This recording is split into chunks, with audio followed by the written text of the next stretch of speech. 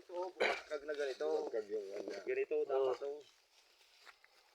Pero ito, masisira na rin ito kay Henry. Ha? Hindi, niisip ko parang paano uuwi dito. Yeah. Oh, galing sa loob, oh. Naglalabasan sila, oh. Lumulundag pa yung uod, oh. Nagulat eh. Ikaw naman ang maalog ang tirahan mo, hindi ka lalabas. Oh. Masarap yan, tikman mo. Protein yan eh. Ibig sabihin nito, Ang lasa. namis na miss. Birahin mo nga. Talsikan sila. Naglalabasan maski sa kabila, oh, bro. Iwain mo na lang. Iwain mo na lang. Try mo nga, Ton. Yan mo sa loob. Ay, nuod talaga. Ay, mainog na pala, pwede na pala tanongin yun. Alin?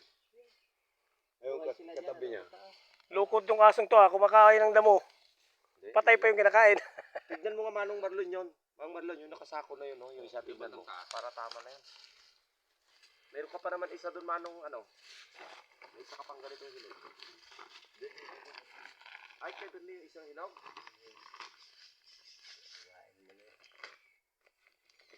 Ibibigay mo sa chicks natin doon, no? Ha? Saan? Hindi sa road. Hindi. Dito lang yan. Hindi, Pati nga. Hindi. Yung binigay Tignan niya. mo kung bukag-kag Kay Henry? Ay, pwede na. Yan pwede na yan. Oh, yung bukag-kag na ganyan. Bro. Tanggalin mo na Bigay yan. mo kay, ano ron. Kamay mo. Galing ako sa bundok itong Ayan, oh. Yan pwede na pahinugin.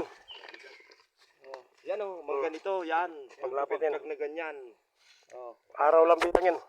Pag nakabuka. Hmm. Nasa bakang pala, hinog na. Aba, hinog na yun. Oh, buka ka eh. Bumuka. Pag bumuka, hinog na.